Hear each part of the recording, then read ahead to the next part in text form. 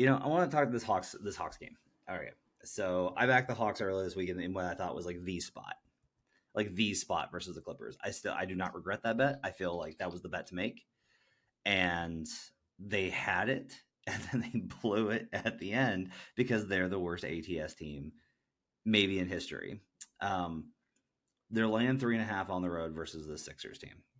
So here's a quick numbers thing here. Baseline for the season, I've got the Philadelphia 76ers right now at about a 3.6 on the season as a whole.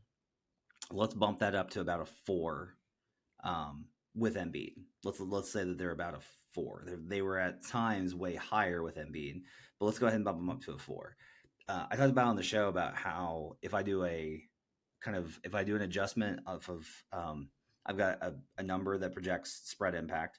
If I take Embiid's number and then I subtract Paul Reed number from that, and then I kind of like take that and Mo Bamba, it comes out to about 5 is basically what it is. It's like a 5-point deduction on their power rating. Okay. So if I knock down the Sixers from about 3.6 to a minus 1.5, that's a major downgrade. That's a huge downgrade. Yeah. Okay. That's a 5-point downgrade on power rating. Okay. Like that's what you should be average, what your spread should be versus an average opponent on neutral court. If I knock it down to a minus 1.5, which is a huge downgrade for this Philadelphia 76ers team, but Nick Batum's out. Okay, Nick Batum's out. DeAnthony Melton's out. Robert Covington is out, who, fringe player, but he's out. Buddy Hield's not going to play after the trade. Patrick Beverley is obviously out. So, okay, let's knock it off some more. Let's knock off another full point on this thing, and let's drop it to minus 2.5. Okay. If I do that, and I take the Hawks full season number when they've been largely pretty healthy throughout the majority of the season, if I do all of that, if I get everything in that type of position, and then I look at what this number should be tomorrow night, I still come out with Sixers minus 4 based off of the strength of their home court. Let's give them average home court. Okay, let's average home court because no Embiid. I still have the Sixers minus 1. Okay, that's how bad the Hawks have been. So my question is why not just fade the worst ATS team in basketball? Like, yes, the Sixers have been terrible without Embiid for sure.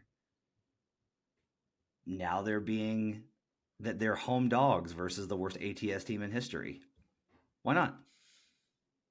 Yeah, you would think, right? The big question mark here is DeJounte Murray coming out of the trade deadline. Is that lower back tightness all of a sudden going to relieve now that he's going to be on the team for the rest of the year? So that might be a question here coming in to this game. If DeJounte does play, that'll be another addition that the Hawks can compete with Philly, who's going to be very shorthanded here coming into this game. Tyrese Maxey's point prop coming into this game is 28.5, and he has been struggling the last 3 games in those 3 losses. Yeah, has gone under his PRA in the last 3. He's shooting in the 30 percentile in all 3 of those games, 35.5, 37.5, and 35 in the 3 straight losses, 12 points, 15 points, and 23 points. He's been struggling those last couple games. Now, Atlanta might be what the doctor ordered to get back on track, especially on the offensive end. But big question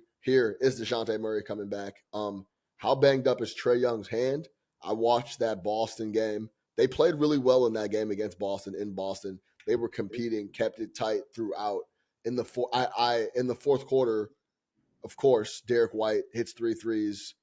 They gave up a ton of open looks from 3 to Porzingis and a few guys. But that game was tight throughout till I would say the last 5 or 6, 7 minutes of the fourth quarter. They played really well. Now, are they going to keep that up on another road game in Philly? Big question mark is DeJounte coming back. And if he does come back, is Maxey going to be able to carry them offensively? Because that's the only answer they have right now.